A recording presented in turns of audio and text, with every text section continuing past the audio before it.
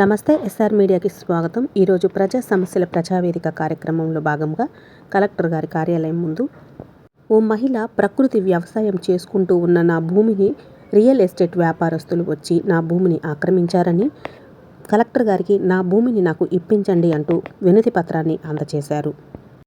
ఇతర జిల్లాలు ఇతర రాష్ట్రాలు పని నిమిత్తమై వెళ్ళిపోయి వచ్చిన తర్వాత రియల్ ఎస్టేట్ అలా ఆక్రమించుకున్నట్టుగా నాకు తెలియదు సార్. నా భూమిని నేను సాగు చేస్తుండగా 2024లో వచ్చారు సార్. రియల్ ఎస్టేట్ వాళ్ళు వచ్చారని అప్పుడు అంబేద్కర్ సార్ గారికి చెప్పగానే నాకైతే 2024లో అడ్రస్మెంట్ కూడా ఇచ్చారు సార్. మళ్ళీ ఆ సాగు చేస్తుండగా నా కుటుంబీకులు వచ్చారు. వాళ్ళు వచ్చిన తర్వాత అమ్మ తాత పేరు ఉంది మీకు ఇస్తానంటే వాళ్ళు పళ్ళకున్నారు సార్. నేను వ్యవసాయం చేసుకుంటాను.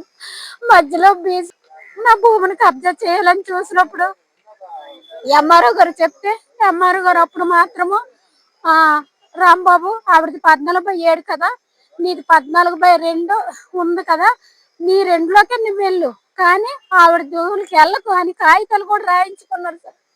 వాళ్ళు డబ్బులు ఇస్తారు. గున్నతోట వలస గ్రామము జిరాయితీ భూమి సార్. అది 29 సెంట్లు సార్. అయితే 29 సెంట్లలో నేను ప్రకృతి వ్యవసాయము వంగ జీడి మామిడి తోటకూర గోంగూర అన్ని పండిస్తుంటే మొన్న జనవరి నెలలోను తెలుసు. అయితే తెలిసినప్పుడు చెప్పాడు ఆయన ఒకసారి, ఆవిడ భూమిలోకి వెళ్ళకని ఒకసారి అయితే చెప్పారు. చెప్పిన తర్వాత నా వ్యవసాయం నేను చేసుకుంటుండగా ఇలాగ నాకు 2024 నుంచి తిరుగుతుండగా ఎంట్రస్మెంట్ ఇచ్చారు. కానీ 1B చేయడానికి ఒకడు అంటే ఇక్కడ కలెక్టర్ ఆఫీస్ లోనే తీసుకుంటే అప్పుడు అతని మీద అతను ప్రైవేట్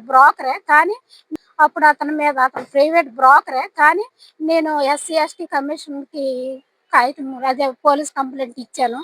ఈ భూమి మీద ఇలా తగులు పడుతుండగా ఇప్పుడు వేరే వాడు BC వాడు వచ్చి 14/2 అతనిది, కానీ 14/7లోకి వచ్చి పునాది కూడా వేసాడు సార్.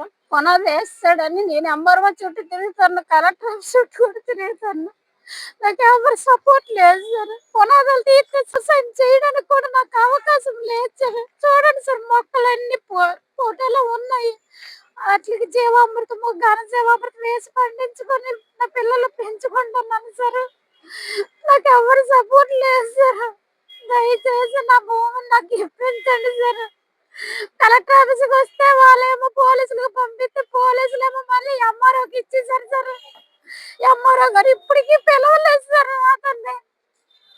అతన్ని కూర్చోబెట్టి మాట్లాడించి సార్ ఆ పునాదులు తీయించి నా భూమి నాకు కావాలి సార్. ఆ భూమి సరికి వెళ్తే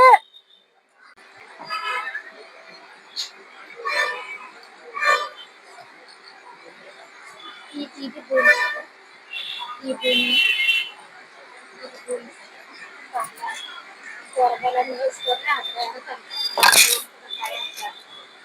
దాన్ని ఇప్పుడు పునాది వేసి